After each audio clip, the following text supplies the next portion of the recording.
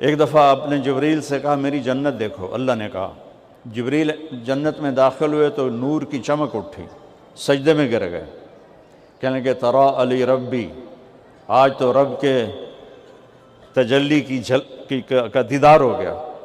تو اتنے میں آواز آئی، یا امین الوحی ارفع راسک، اے وحی کے امین سر اٹھاؤ۔ انہوں نے سر اٹھایا تو آگے ایک لڑکی کھڑی تھی جس کے چہرے کے حسن کو جبریل سمجھے کوئی اللہ نے تجلی ڈالی ہے، وہ کیا چیز ہوگی؟ تو وہ کہنے لگا میں تیرے بنانے والے پہ قربان۔ وہ کہنے لگا تجھے پتہ ہے لمن آنا، تمہیں پتہ ہے میں کس کی ہوں؟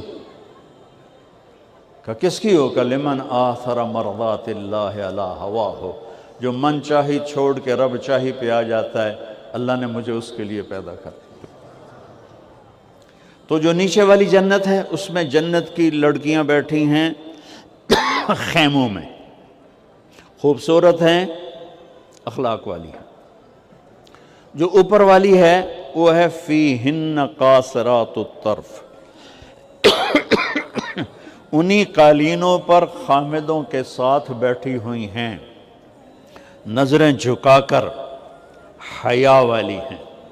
ان کی یہ پلکیں کتنی بڑی ہوتی ہیں، جو گدھ ہوتا ہے نصر سین کے ساتھ، کبھی اب تو گدھ ختم ہو گئے، گدھ کے دو پر ایسے ہوتے ہیں نا، میں نے تو جنگل کا گدھ دیکھا ہے، کینیا کے جنگل کا، جیسے پتہ نہیں کوئی جن ہوتا ہے۔ اب یہ چلو اتنے مان لو، اتنے ٹھیک۔ جنت کی عورت کی آنکھوں کے جو بال ہیں جن کو ابرو کہتے ہیں، اتنے بڑے بڑے ہوں گے۔ تو آنکھ کتنی بڑی ہوگی؟ جب وہ پڑے گی تم پر، تمہارے دل کے کتنے ٹکڑے ہوں گے ہیں؟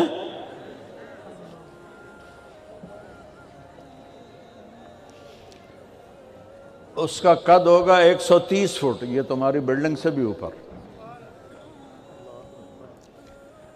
تم چلے گئے 5 فٹ کے، تمہیں تو جیب میں ڈال لے گی۔ قاری حنیف صاحب کہیں گے مجھے کہاں ڈال دیا بیگم؟ تو بلائیں گے ام احمد میری مدد کرو۔ حضرت عمر کا زمانہ خلافت ہے اور ابو سفیان، اکرمہ بن ابی جہل، حارث بن ہشام، سہیل بن عمر، صفوان بن امیہ، یہ سارے سردار مکے کے آپ کے پاس بیٹھے ہوئے ہیں۔ اتنے میں حضرت بلال آئے تو آپ نے کہا آپ لوگ تھوڑا پیچھے ہو جاؤ۔ پھر حضرت سلمان آ گئے، آپ نے کہا آپ لوگ تھوڑا پیچھے ہو جاؤ۔ پھر مقداد آ گئے، آپ نے کہا آپ لوگ تھوڑا پیچھے ہو جاؤ۔ پھر ابو ہریرہ آئے، آپ نے کہا آپ لوگ تھوڑا پیچھے ہو جاؤ۔ پھر سلمان فارسی آپ نے کہا آپ لوگ تھوڑا پیچھے ہو جاؤ۔ جیسے جیسے پرانے صحابہ آتے گئے ان کو ہٹاتے ہٹاتے جوتیوں تک پہنچا دیا۔ تو وہ غصے سے اٹھ کے باہر نکل گئے اور ابو سفیان کہنے لگے یہ کیا ہے؟ عمر نے ہمارے ساتھ غلاموں کو آگے بٹھایا ہے اور ہمیں جوتوں پہ بٹھا دیا۔ تو سہیل ابن عمر کہنے لگے ابو سفیان عمر کا قصور نہیں، ہمارا قصور ہے، ہم نے اسلام لانے میں دیر کی، انہوں نے جلدی کی، وہ آگے نکل گئے۔ اب یہ سرداران مکہ ہیں اور یہ فتح مکہ پہ ایمان لائے ہیں، لمبا زمانہ صحبت بھی نہیں ہے، پر قربان جاؤں۔ سارے آپس میں کہنے لگے اگر جنت میں بھی پیچھے رہ گئے تو کیا بنے گا؟ سبحان اللہ۔ تو سارے واپس آ گئے، کہنے لگے عمر جو تو نے کیا ہمارے ساتھ ٹھیک ہے، لیکن ہمیں فکر یہ ہے کہ اگر ہم جنت میں بھی ایسے ہی تمہارے اس طرح پیچھے رہ گئے تو ہمارا کیا بنے گا؟ کوئی راستہ بتاؤ کہ ہم تم سے آگے تو نہیں نکل سکتے، برابر تو ہو جائیں۔ افراد تیار کیے، افراد۔ آپ نے فرمایا کہ تم اللہ کے راستے میں نکل جاؤ، جس میں وہ نکلے تھے تم بھی نکل جاؤ، اپنی جانوں کے نذرانے دو تو انشاءاللہ ہمارے ساتھ ہو جاؤ گے۔ انہوں نے کہا ٹھیک ہے۔ تو یہ سارے حضرات مکہ آئے اور انہوں نے مکہ چھوڑا اور 400 قریشی نوجوان، 400 انہوں نے ہجرت کی، ملک شام میں جہاد ہو رہا تھا۔ جب حارث ابن ہشام، یہ کون ہے؟ یہ ابو جہل کے بھائی ہیں، چھوٹے بھائی، یہ ایمان لے آئے تھے فتح مکہ پر۔